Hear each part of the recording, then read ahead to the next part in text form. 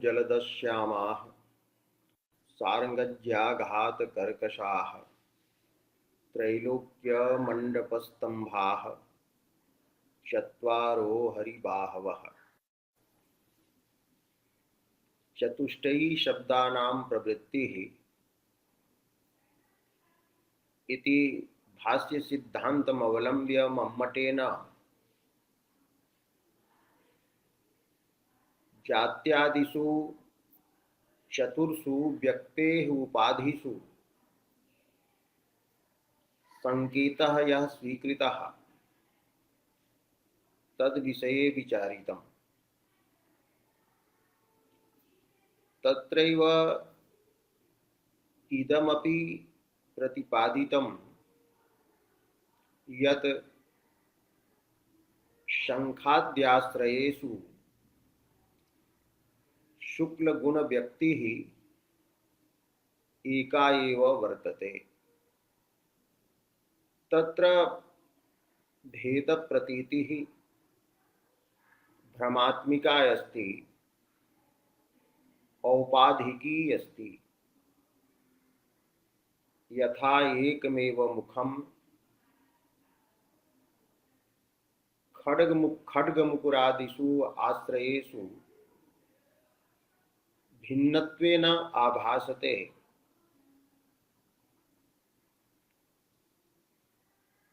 किंतु मुखम एकमेव भवति। तथैव विभिन्नेषु आश्रयेषु वर्तमानः गुणः, वर्तमाना क्रिया, वर्तमाना संज्ञा वा एका एव वर्तते। अतः संकेतितश्चतुर्भेदः जात्यादिः इति सिद्धान्तः साधितः। कारिकायां जातिरेव वा इति यः अंशः वर्तते तस्य व्याख्यानम् एवं च वैशेषिकादि मते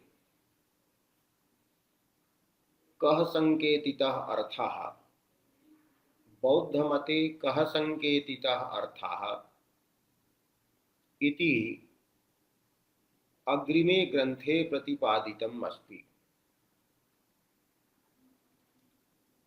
तत्र ग्रंथः अस्ति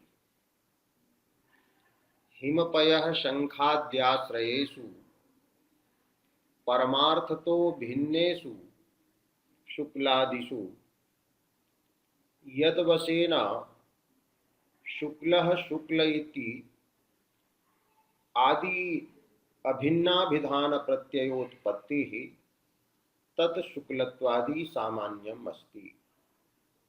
अस्याः पंक्तेः अभिप्रायः पूर्वं प्रकाशितः। तथापि अत्र अवसरस्य लब्धत्वात् प्रतिपाद्यते। शुक्लत्वादि अत्र आदिपदेन कृष्णत्वं, पीतत्वं इत्यादयः धर्माः ग्राह्याः। हिमं, पयः, शंखश्च इत्यादयः ये आश्रयाः सन्ति तेषु आश्रयेषु शुक्लादिषु भिन्नेषु तेषु आश्रयेषु शुक्लादयः भिन्नाः एव सन्ति। तत्र जातिरेव वा इति यः सिद्धान्तः वर्तते स कथयति परमार्थतः भेदः अस्ति। भेदः यह प्रतीयते भेदस्य या प्रतीतिः अस्ति सा वस्तुतः प्रमारूपा वर्तते। वस्तुतः तत्र भेदः अस्ति। संख्ये वर्तमानः शुक्लगुणः यः वर्तते तत्र हिमपय आदिषु विद्यमानेभ्यः शुक्लगुणेभ्यः भेदः अस्ति। परमार्थतः इति पदस्य प्रयोगेन ज्ञापितं यत् ये जातिरेव शब्दानां संकेतितः अर्थः इति स्वीकुर्वन्ति मीमांसकाः, तेषां मते वस्तुतः तत्र भेदः अस्ति। एवं हिमे पयसि संख्ये च शुक्लगुणव्यक्तयः भिन्नाः सन्ति। एवं भिन्नासु अपि तासु शुक्लगुणव्यक्तिषु शुक्लशब्देनैव अभिधानं भवति, व्यवहारः भवति। एवं च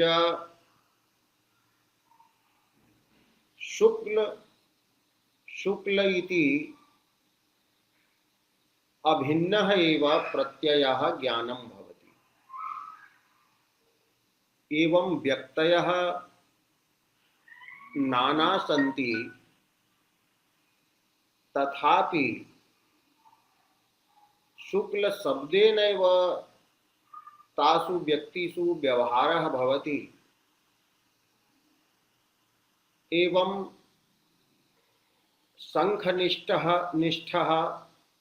गुणः शुक्लः, पयः निष्ठः गुणः शुक्लः इत्याकारकं ज्ञानमपि अभिन्नं भवति।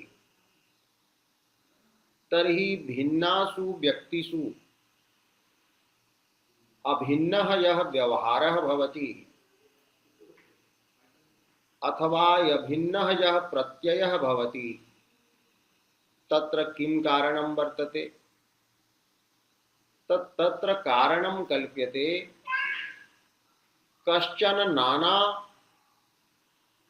शुक्लगुण व्यक्तिषु धर्मः वर्तते शुक्लत्वनामा। स शुक्लत्वनामा धर्मः जातिः अस्ति। तत्रैव शुक्ल शब्दस्य संकेतो वर्तते।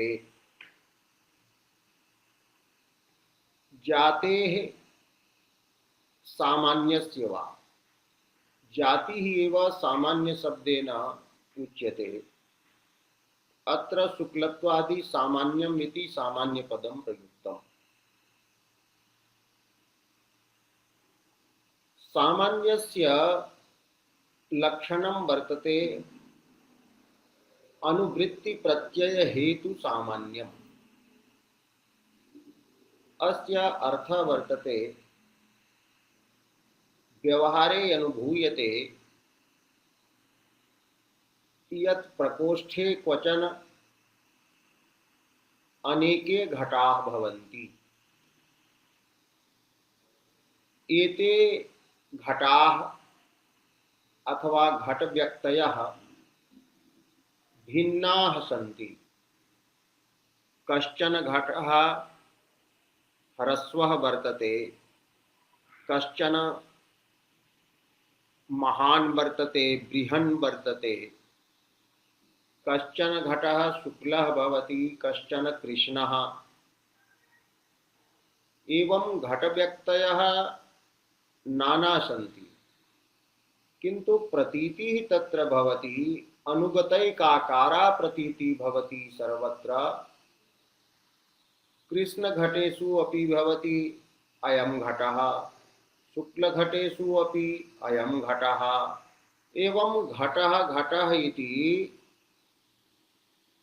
अनुगतः एकः एव प्रत्ययः भवति, एकमेव ज्ञानं भवति। तस्य ज्ञानस्य कारणं किंचित भवेदेव। यतो हि ज्ञानं विषयं विना न भवति। विषयाः ये सन्ति घटाः, ते तु तत्र अनेके सन्ति। अतः एकः बोधः, एकं ज्ञानं भवितुं नार्हति। अतः कश्चन धर्मः तेषु घटेषु तासु घट व्यक्तिषु एकः धर्मः वर्तते, यद् वशादेव घट घट इति अभिन्नः प्रत्ययः भवति, अभिन्नं ज्ञानं भवति। तो सधर्मः यः वर्तते, सधर्मः जातिः एव स्यात्। अत्र घटत्व जातिः वर्तते। घटत्वं सर्वासु घट व्यक्तिषु अस्ति। समान रूपेण घटत्वं भवति सर्वासु व्यक्तिषु। अतः घटत्व वशादेव अभिन्नः प्रत्ययः भवति। एवमेव अत्रापि शंखे पयसि हिमे च शुक्लगुणः भिन्नः वर्तते। एका शुक्लगुण व्यक्तिः शंखे अस्ति, द्वितीया दुग्धे वर्तते एवं पयसी वर्तते तृतीया। तो शुक्लगुण व्यक्तयस्तु भिन्नाः सन्ति, किंतु सर्वत्र तासु शुक्लगुण व्यक्तिषु व्यवहारः भवति, ज्ञानं भवति शुक्ल इति शुक्ल इति। अस्य ज्ञानस्य कारणं विषयः शुक्लत्व रूपा जातिः वर्तते। तत्र शुक्लत्वं सामान्यं विना अभिन्नः प्रत्ययः न भवितुम् अर्हति। अत्र मम्मटः लिखति अभिन्नः प्रत्ययः भवति, तस्मादेव कारणात् अभिन्नम् अभिधानम् अपि भवति। शुक्ल शब्दः एव सर्वासां शुक्लगुण व्यक्तीनाम् अभिधानं भवति, नाम भवति, शब्दः भवति, अभिधीयते अनेन इति अभिधानम्। अर्थात बोधकः शुक्लगुणः भवति। तदेव उक्तं हिमपयसंख्याद्याश्रयेषु परमार्थतः भिन्नेषु अपि शुक्लादिषु यद्वशेन, मने येन कारणेन, कारणीभूतेन येन पदार्थेन, धर्मरूपेण पदार्थेन शुक्ल शुक्ल इत्यादि अभिन्नौ यौ अस्तः अभिधान प्रत्ययौ, अभिधानं च प्रत्ययश्च तयोः अभिधान प्रत्ययोः उत्पत्तिः भवति। तो यद्वशेन भवति तत् शुक्लत्वादि सामान्यं वर्तते। जातिः वर्तते। अतः शुक्ल शब्दस्य संकेतः वर्तते शुक्लत्व जातौ। शुक्ल गुणनिष्ठ शुक्लत्व जातौ वर्तते। कृष्ण शब्दस्य कृष्ण गुण कृष्ण गुणे वर्तमाना कृष्ण गुण व्यक्तिषु वर्तमाना या वर्तते कृष्णत्व जाति ही तत्र अस्ति। एवमेव अग्रे कथयति गुडतण्डुलादि पाकादिषु एवमेव पाकत्वादि जाति ही वर्तते। गुडस्य पाकः भिन्नः वर्तते, तण्डुलस्य पाकः भिन्नः वर्तते। एवं गुडाश्रया तण्डुलाश्रया च पाकक्रिया व्यक्ति भिन्ना अस्ति, परमार्थतः भिन्ना वर्तते। तथापि भिन्नासु अपि पाकक्रिया व्यक्तिषु यद्वशेन पाकः पाकः इति अभिन्नम् अभिधानं भवति,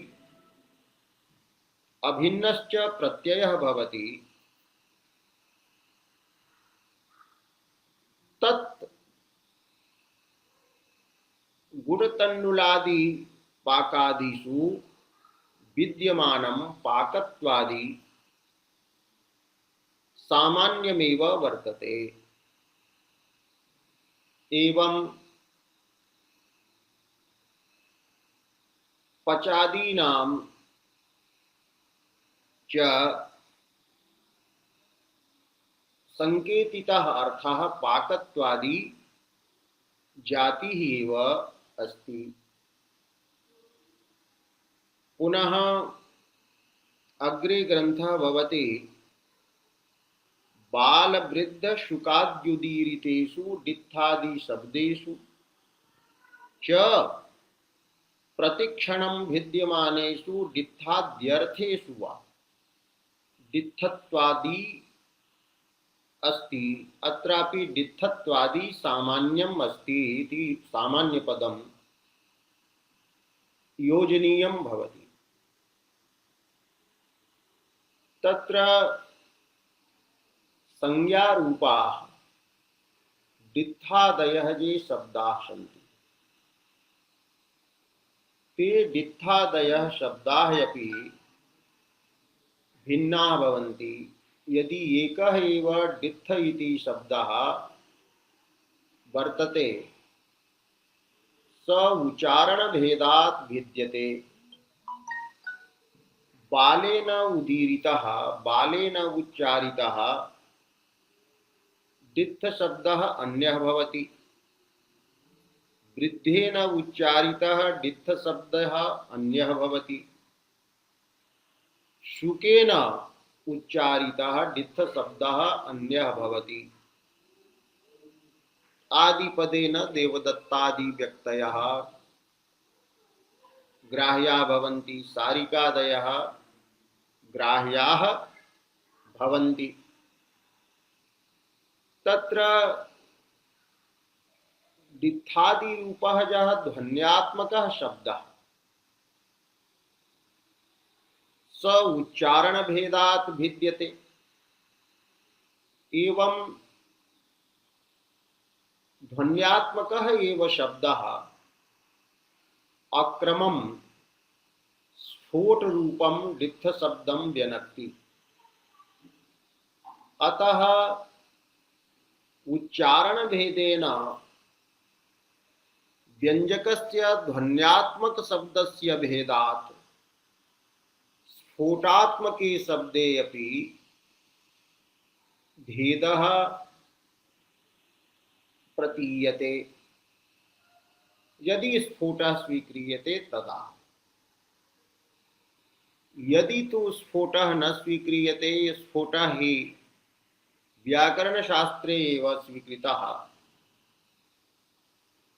तर्हि तत्र मीमांसक मते ध्वनिना व्यङ्ग्यः भवति वर्णात्मकः शब्दः। अतः व्यङ्ग्यभेदेन सोऽपि वर्णात्मक शब्दः भिद्यते। एवं यस्य मते ध्वन्यात्मकः एव शब्दः भवति वैशेषिकादि मते, सोऽपि उच्चारण भेदात् भिद्यते एव। अतः स्फोटः स्वीक्रियतां संज्ञात्वेन अथवा वर्णात्मकः शब्दः संज्ञात्वेन स्वीकरणीयम्, अथवा ध्वन्यात्मकः एव शब्दः तत्र संज्ञात्वेन स्वीकरणीयः। किन्तु भेदस्तु उच्चारण भेदात् भवत्येव। अयं डित्थ शब्दः बालेन उच्चारितः, अयं वृद्धेन, अयं शुकेन, अतः डित्थ शब्दः भिन्नः वर्तते इति परमार्थतः तत्र भेदः अस्ति। पूर्ववाक्यात् परमार्थतः सर्वत्र योजनीयं, यथा हिमपय शंखाद्याश्रयेषु परमार्थतः भिन्नेषु तथैव गुडतण्डुल तण्डुलादि पाकादिषु परमार्थतः भिन्नेषु अत्रापि योज्यम्। अत्र तु भिद्यमानेषु इति पदं प्रयुक्तम्, अतः परमार्थतः इत्येव पदम् अत्र योजनीयम्। तो उक्तं बाल वृद्ध सुखाद्युच्चारण भेदेन परमार्थतः भिद्यमानेषु डित्थादि शब्देषु यद्वशात् डित्थ डित्थ इति अभिन्नम् अभिधानं भवति, अभिन्नश्च प्रत्ययः भवति, ज्ञानं भवति, तद डित्थत्व रूपा जातिः डित्थ शब्दगता वर्तते। नाना डित्थ शब्द व्यक्तयः याः सन्ति तत्र अनुगतः डित्थत्व नामकः धर्मः सामान्यः वर्तते। तत्रैव डित्थ शब्दस्य संकेतः अर्थात डित्थ शब्दस्य संकेतितः अर्थः वर्तते उच्चारण भेद भिन्नासु नाना डित्थ व्यक्तिषु विद्यमानः डित्थत्व रूपः धर्मः, डित्थत्व रूपा जातिः। केचन वदन्ति यत् एक व्यक्तिवाचकाः ये शब्दाः भवन्ति तेषाम् एका एव व्यक्तिः अर्थः भवति, व्यक्ति विशेषे एव ते संकेतिताः भवन्ति। यथा डित्थः अथवा देवदत्तः, तो देवदत्त पदेन अयं व्यक्ति विशेषः बोद्धव्यः इति शक्तिग्रहः यदा क्रियते तदा स तु व्यक्ति विशेषः एक एव भवति, अतः व्यक्तौ तत्र संकेतः ग्रहीतुं शक्यते। तत्र आनन्त्य व्यभिचार रूपौ दोषौ न आगच्छतः। अतः मतं वर्तते अपरं कि डित्थादि संज्ञा शब्दानां संकेतः व्यक्ति विशेषे भवति, तैः एका एव व्यक्तिः बोध्यते, अतः व्यक्तौ एव संकेतः स्वीकरणीयः। तन्मतम् आश्रित्य अत्र प्रतिपाद्यते यत् व्यक्तिः अपि भिन्ना भवति। एकः एव देवदत्तः, एका एव देवदत्त व्यक्तिः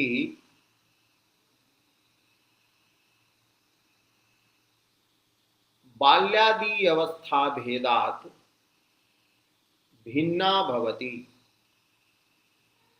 यतो हि प्रतिक्षणं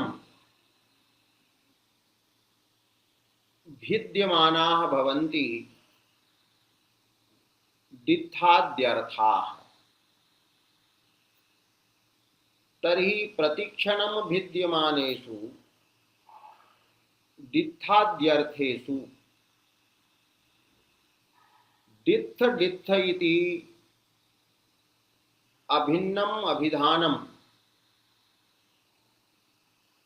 अभिन्नश्च प्रत्ययः भवति। तद दित्थाद्यर्थेषु विद्यमाना दित्थत्वादिः जातिः वर्तते, दित्थत्वादि सामान्यं वर्तते। बाल्यकाले यह दित्थ पदार्थः संगी रूपः पदार्थः व्यक्ति रूपः पदार्थः स यौवने भिन्ना भवति, कैशोरे भिन्ना भवति, वार्धके च भिन्नः भवति। किन्तु भेदे सत्यपि दित्थ शब्देनैव स व्यवह्रियते। दित्थ इति एकेनैव ज्ञानेन स विषयी क्रियते। अतः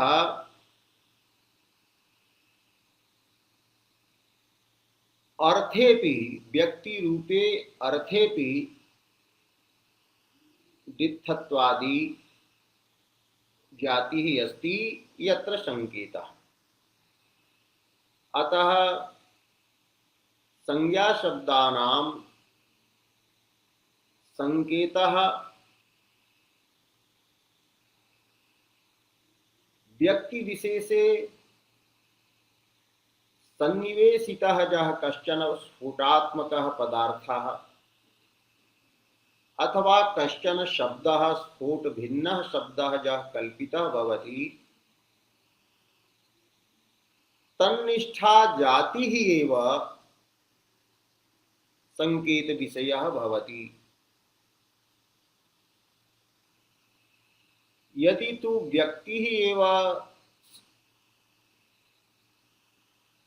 वर्तते, व्यक्तिः एव एका संज्ञापदेन दित्थपदेन बोध्यते, तर्हि तद् व्यक्तिनिष्ठा दित्थत्व जातिः या वर्तते सा एव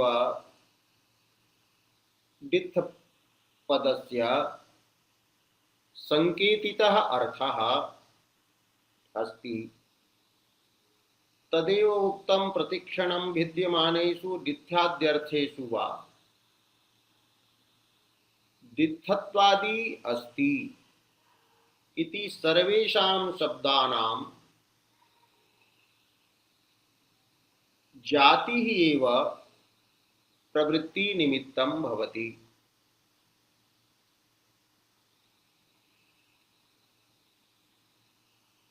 जातिः एव प्रवृत्ति निमित्तम् अस्ति।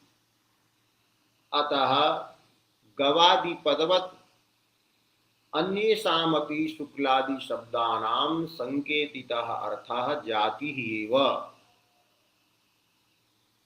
इति अन्ये वदन्ति। मीमांसकाः इति व्याख्यातारः वदन्ति। इत्थं वैयाकरण सिद्धान्तम् आश्रित्य मीमांसा सिद्धान्तम् आश्रित्य च अत्र संकेतितः अर्थः वर्णितः। पुनः वैशेषिकादि मते संकेतितः अर्थः कः इति जिज्ञासायाम् अत्र वैशेषिकादि मतम् एवं च बौद्ध मतम् सौगत मतम् प्रतिपाद्यते। तत्र अस्ति तद्वान् अपोहो वा शब्दार्थः इति शब्दार्थः कैश्चिदुक्तः इति ग्रंथगौरव भयात् प्रकृतानुपयोगाच्च न दर्शितम्।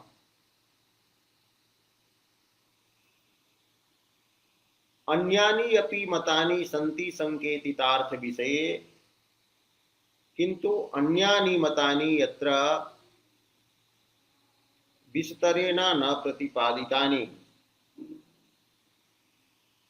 तत्र कारणं दत्तं ग्रंथस्य गौरवम्। अयं काव्यप्रकाशः ग्रंथः काव्यं प्रतिपादयितुं प्रवृत्तः। यदि कः संकेतितः अर्थः अन्येषामपि मते इति विचार्येत तर्हि ग्रंथे महत्त्वं स्यात्, विशालः ग्रंथः स्यात्। ग्रंथ गौरवस्य भयात् एवं प्रकृते अनुपयोगः वर्तते। प्रस्तुते काव्य प्रकाशे काव्य घटका पदार्थाः विचारणीयाः सन्ति, तब प्रकृते तेषाम् उपयोगः नास्ति।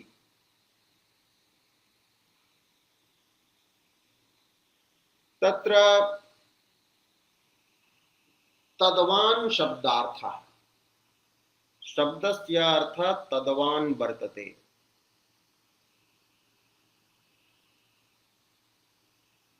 शब्दस्य संकेतितः अर्थः तद्वान् अत्र तत्पदेन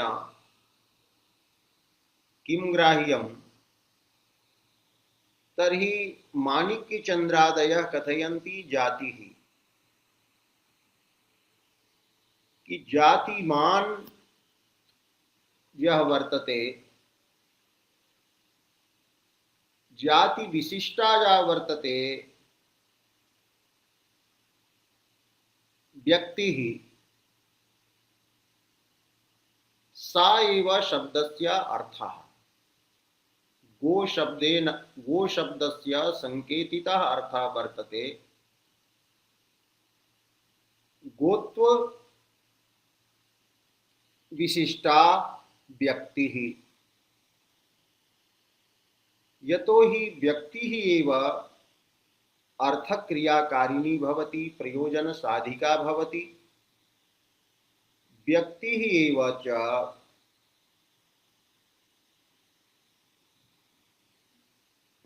प्रवृत्तेः निवृत्तेश्च योग्या भवति इति पूर्वमपि उक्तम्।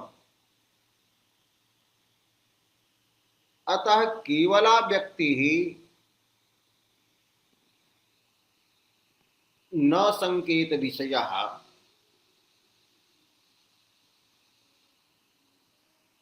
अपितु जाति विशिष्टा व्यक्ति ही, जातिमती व्यक्ति ही शब्दार्थः इति वैशेषिकादयः वदन्ति।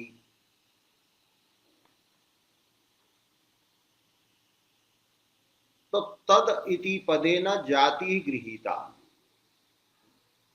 अन्ये व्याख्यातारः वदन्ति यत तदिति पदेन उपाधि ग्राह्या। तो उपाधिमान अर्थात उपाधिमान यह अस्ति, उपाधिमती या वर्तते व्यक्ति सा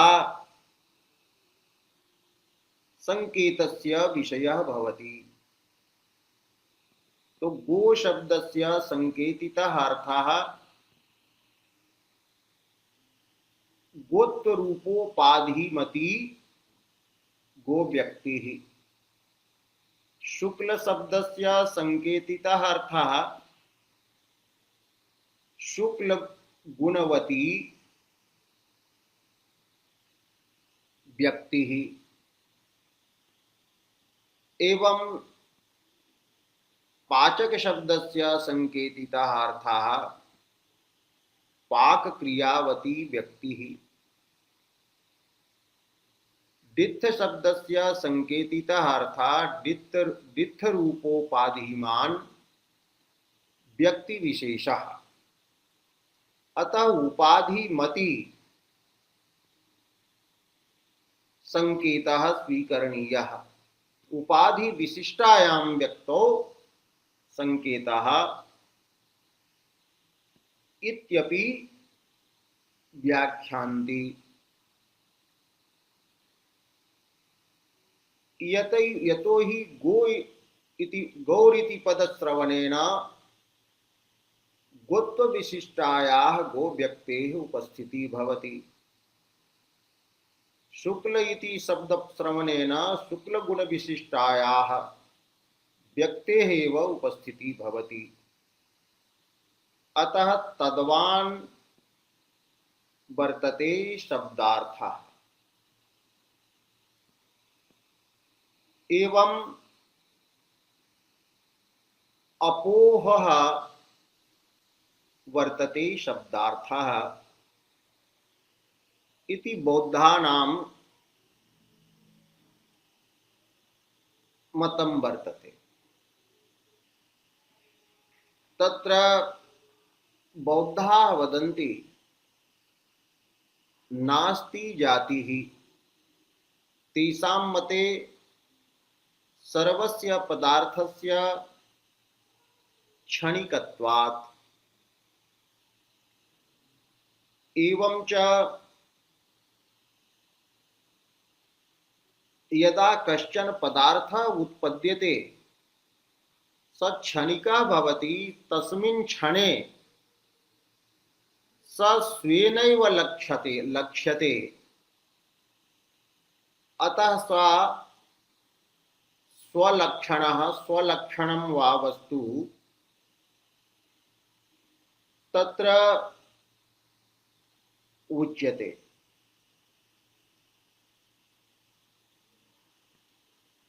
यदा घटः उत्पन्नः अथवा गौः उत्पन्ना तदा तत्र गोत्वजातेः तत्र देशतः कालतश्च आगमनं न संभवति। तत्र गोत्वं द्रव्यं नास्ति।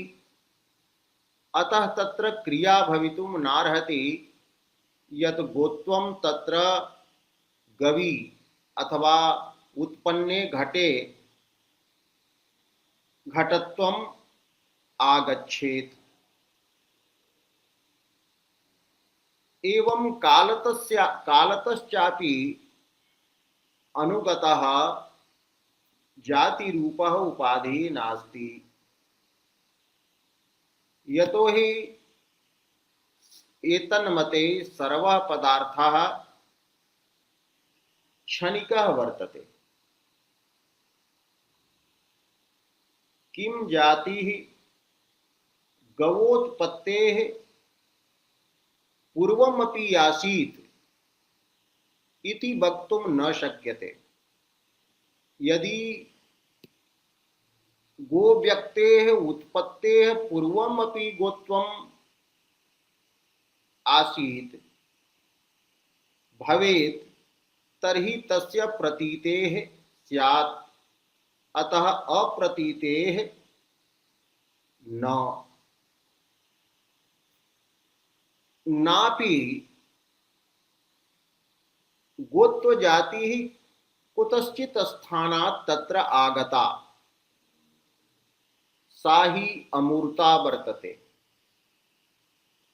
अमूर्तत्वात् पूर्वः यः आधारः तस्य आधारस्य त्यागः न संभवति। यदि एवं उच्यते कि गौः यदा उत्पन्ना, गो व्यक्ति उत्पन्ना, तदैव तस्यां गोत्वम् अपि गोत्वजातिः अपि उत्पन्ना भवति इति मंतुं न शक्यते, यतो हि जातिवादिनां सिद्धान्तभङ्गः स्यात्। गोत्वे जन्यत्वस्य स्वीकारे तत्र अनित्यत्वं स्यात्। जातिस्तु तेषां मते नित्या वर्तते। किंच गोत्वं यत् वर्तते तत् गो व्यक्ति विशेषे कार्त्स्येन भवति, संपूर्ण रूपेण तिष्ठति। संपूर्णा गोत्वजातिः एकस्यामेव गो व्यक्तौ तिष्ठति, तर्हि एतद् मंतुं न शक्यते। यदि गोत्वं गो व्यक्ति विशेषे एव पूर्णतया तिष्ठेत्, तदा गोत्वस्य अन्यस्यां गो व्यक्तौ असत्वस्य प्रसंगः स्यात्। अन्यत्र गोत्वं न उपलभ्येत। अतः संपूर्णतया गोत्वं व्यक्ति विशेषे तिष्ठति इति न वक्तुं शक्यते। तर्हि एवं स्वीकरणीयं, गोत्वं अंशतः व्यक्ति विशेषे तिष्ठति, अंशतश्च व्यक्त्यंतरे तिष्ठति। अर्थात गोत्वस्य अनेके अंशाः सन्ति, अनन्ताः। यद्वशात् गोत्वं अंशतः व्यक्ति विशेषे तिष्ठति, एक देशे न तिष्ठति, तर्हि इत्यपि वक्तुं न शक्यते। निरवयवत्वात्, अर्थात गोत्वं निरवयवं वर्तते, अतः एकांशेन व्यक्ति विशेषे स्थितिः न संभवति। अतः जातिः नामकः अपि कश्चन धर्मः भवति इति तु व्यसनमात्रं वर्तते जातिवादिनाम्। अतः सौगतमते उच्यते कि गोत्वं वस्तुतः व्यक्तेः न क्वचित् गच्छति, न तत्र आसीत्, न च उत्पन्नं भवति, नापि पूर्वम् आधारं त्यजति। एषां विदुषां तु व्यसन संगतिः वर्तते। अतः लिखितं न याति न च तत्रासीत्, न चोत्पन्नं न चांशवत्, जहाति पूर्वं नाधारम्, अहो व्यसन संतति। अतः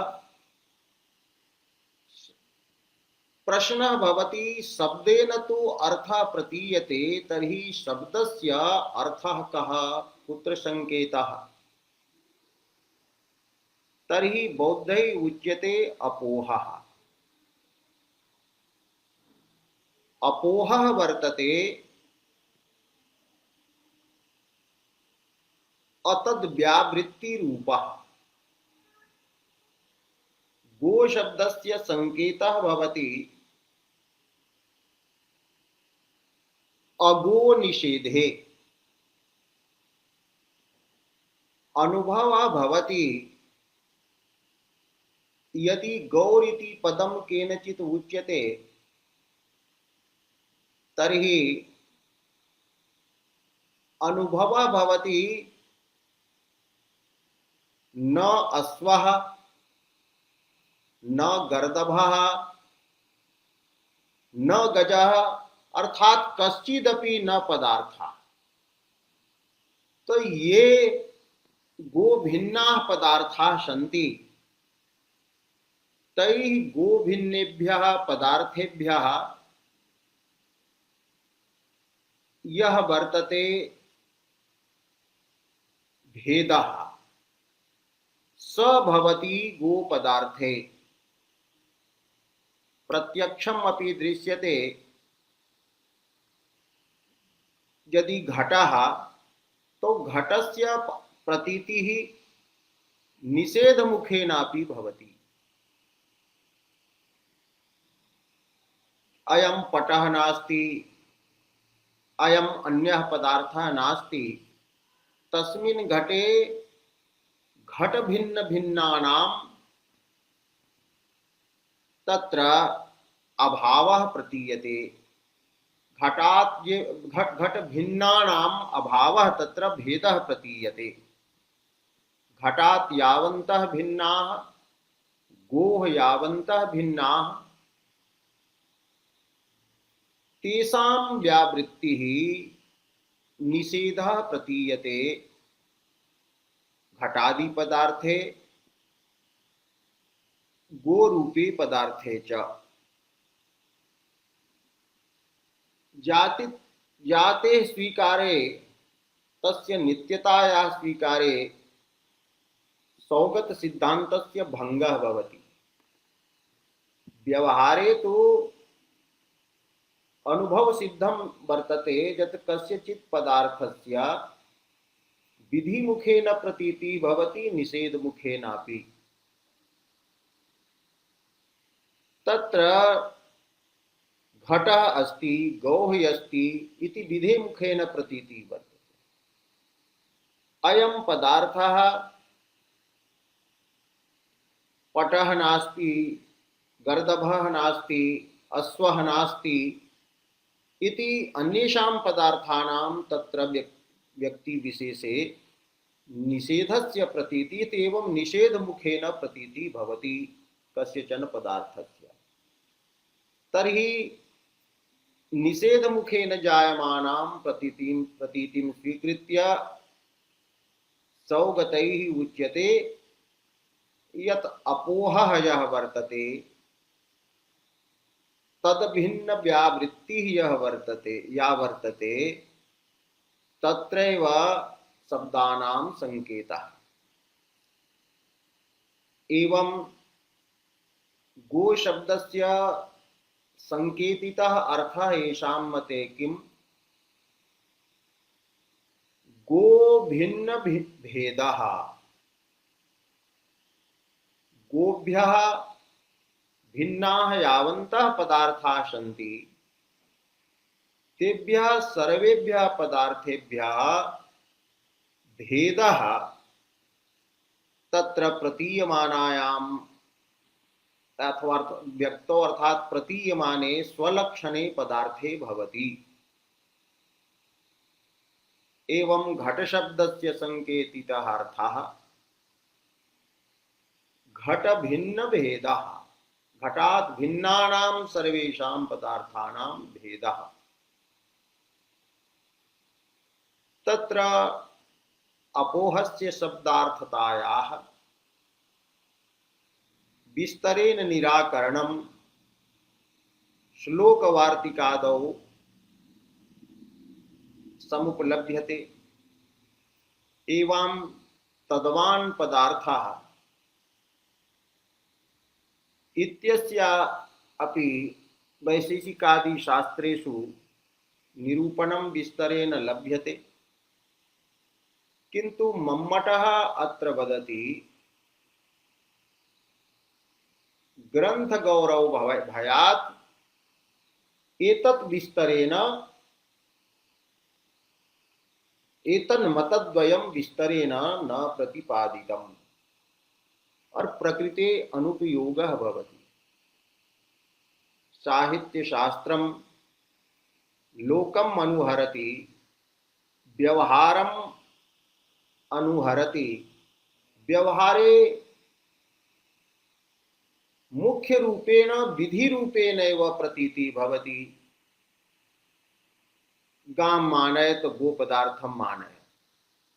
अब गो भिन्न भिन्नम पदार्थम मानय तो गोह भिन्ना सर्वे पदार्था आगता जगति ब्रह्मांडे वा यावन्तः सन्ति तावन्तः सर्वे समागता ततः अयं भिन्नः इत्याकारा प्रतीतिः प्रायेण स्वाभाविकी प्रतीति न समवलोक्यते। उपाधि शक्तिवादः यत्र विचारितः केषाञ्चन टीकाकाराणां मतं वर्तते यत् उपाधौ यदि शक्ति स्वीक्रियते तर्हि उपाधिमान् या व्यक्तिः वर्तते तस्याः कथञ्चित् व्यङ्ग्यत्वमपि प्रतिपादयितुं शक्यते। अतः उपाधिशक्तिवादः व्यञ्जना साधनानुकूलः वर्तते, व्यञ्जना यत्र साधनीया भवति इति केषाञ्चन टीकाकाराणां मतं। किन्तु एतत् समीचीनं नास्ति, यतो हि मम्मटेनैव स्वयं व्यक्तेः आक्षेपलभ्यता स्वीकृता, अर्थापत्ति वेद्यता स्वीकृता अस्ति इति अग्रे स्फुटी भविष्यति। एवं संकेतितश्चतुर्भेदो जात्यादि जातिरेव वा इति कारिका या वर्तते तस्याः अभिप्रायः वृत्तिग्रन्थेन प्रकटितः। एवं शब्दस्य संकेतिताः अर्थाः सिद्धान्तरूपेण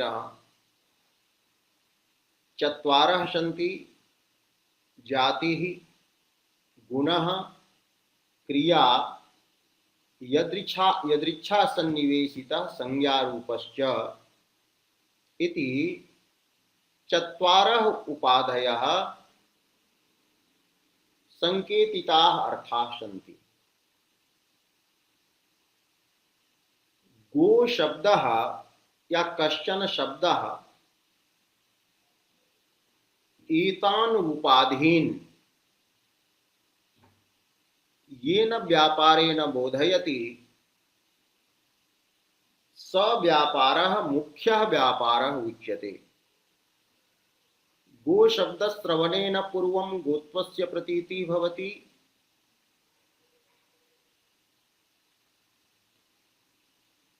एवं च शुक्ल शब्द श्रवणेन शुक्ल गुणस्य प्रतीति भवति। तो शब्द श्रवणानन्तरं यह प्रथमः अर्थः प्रतीयते स मुख्यः उच्यते। अतएव अग्रे अस्ति स मुख्योऽर्थः। अयं जात्यादिरूपः अर्थः मुख्यः उच्यते। तत्र कारणं वर्तते यथा कस्यचन व्यक्ति विशेषस्य सर्वेषु अवयवेषु मुखमेव प्रथमम् अवलोक्यते। यदि कश्चन गृहात् बहिः आगतः स यदि केनचित् आदिष्टः भवति गत्वा पश्य कः आगतः अस्ति द्वारे, तर्हि स प्रेरितः गतः पुरुषः आगतस्य आगन्तुकस्य मुखमेव सर्वं पूर्वम् अवलोकयति। मुखेनैव तस्य परिचयः भवति, न तु पादौ अवलोकयति। पाददर्शनेन, चरणदर्शनेन, हस्तदर्शनेन च कश्चिदपि परिचेतुं न शक्यते प्रायेण। तो सर्वेषु अवयवेषु मुखं यथा पूर्वं बुध्यते तथैव गवादि शब्द श्रवणानन्तरम् एते गोत्वादयः ये अर्थाः सन्ति ते एव पूर्वं प्रतीयन्ते। अतः मुखमिव प्रतीयमानत्वात् एते मुख्यार्थ शब्देन कथ्यन्ते। मुख शब्दात् शाखादिभ्यः यः इत्यनेन य प्रत्ययः भवति। तो मुखवत् प्रतीय मुखमिव मुख्यः, तस् मुख्योऽर्थः। और तत्र मुख्यार्थे व्यापारोऽस्याभिधोच्यते। अस्य शब्दस्य व्यापारः यः वर्तते स व्यापारः वृत्तिः अभिधा उच्यते। अत्र कारिकायां स इति पदं प्रयुक्तं। तो स इत्यनेन किं ग्राह्यम्? अतः वृत्तौ लिखति स इति साक्षात् संकेतितः। यह साक्षात् संकेतितः वर्तते अर्थः। स एव जात्यादि रूपः मुख्यः अर्थः उच्यते शब्दस्य। और अस्य व्यापारः मुख्य व्यापारः अभिधा भवति। तो अस्य कस्य? तो अस्येति शब्दस्य इति उक्तम्। एवं अत्र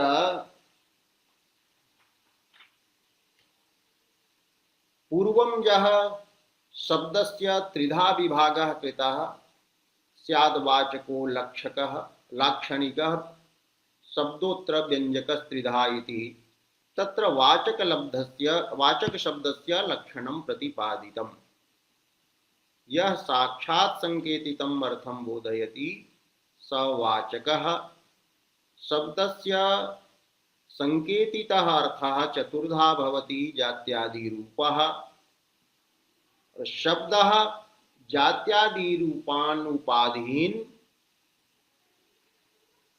येन व्यापारेण बोधयति स व्यापारः अभिधा उच्यते। अयमपि स व्यापारः मुख्यः उच्यते। यतो हि शब्दे सर्वप्रथमः अयं व्यापारः वर्तते। यथा मुखं प्रथमम् अवलोक्यते तथैव शब्दे अयमेव व्यापारः भवति। अतः सोऽपि व्यापारः मुख्यः व्यापारः उच्यते। एवं काव्य प्रकाशे वाचक शब्दस्य लक्षणं यत् निरूपितं तद् अत्र प्रतिपादितम्।